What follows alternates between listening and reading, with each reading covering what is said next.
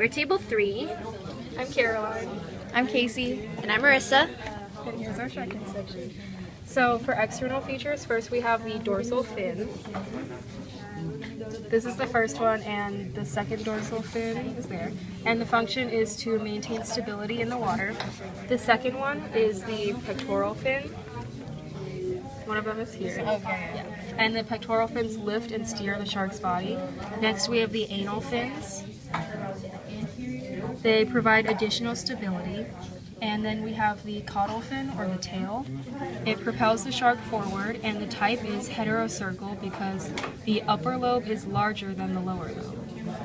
Along the side of the body, we have the lateral line. And the line helps the shark sense movements in the water. The scale type is called placoid or plecoid. And you can see an example of these just all over the shark. We cut the eye out here. This is the lens.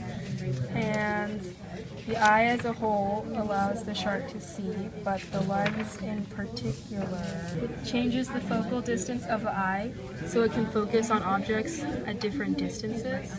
There it is. Next, when you flip it over and open it up, we have all of the internal features. First off, we have the heart. There it is. The function of the heart is to circulate blood around the body to deliver oxygen and nutrients. The ventricle is on the bottom half here, and the atriums are on top. Next, just below the heart, we have the transverse septum. It's the white or gray tissue protecting and separating the heart from the rest of the organs.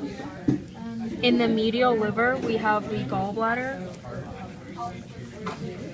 in there. The function of the gallbladder is to store bile produced by the liver.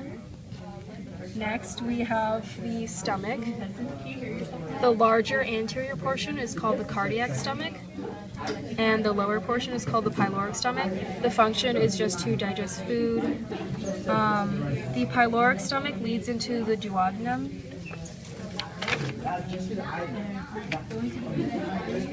And the duodenum receives bile from the gallbladder and just furthers the digestive process. After the duodenum, we have the ileum, which is the equivalent of intestines. They absorb nutrients from the food. And if you look inside, you can see the spiral valve. And the function of the spiral valve is that it allows for more surface area for digestion. Next, we have the colon. And the colon absorbs any less nutrients or water before it leaves as waste through the cloaca, which is around there between the anal fins. Since we have a female shark, these are the gonads. They're in the form of ovaries and egg sacs, and our shark was pregnant. So we pulled out some little babies from her gonads. They're so cute. Next, onto veins and arteries, we have the lateral abdominal vein, this blue-colored structure, and the efferent brachial artery would be right there. That branches off into the gills. And then we have the caudal artery and vein here in the cross-section of the tail. The artery is the top hole, and the vein is the bottom one. And the function of all of the veins and arteries is that they aid in the circulatory system, they deliver oxygenating blood and deoxygenating blood around the body. If you look at the muscles, there is myoseptum. Oh, we have to move the organs. If you can see, there are thin lines separating pieces of muscle, and that is the function of the myoseptum.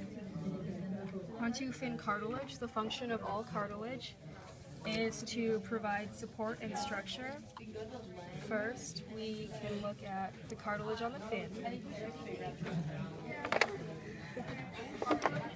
Up on top, there is the basal cartilage. And then just past that is the radial cartilage. image. And then if you look in cross-section of the tail one more time, we have the vertebral column, which is made up of the notochord, and that just provides more support for the body as it swims. And then if we can flip it back over one more time, we can find the pelvic girdle, which should be right there. It's exposed there. Lastly, we have the gill filaments, and the function of that is it's the site of gas diffusion, where water passes through the crevices to diffuse oxygen to aid in the respiration.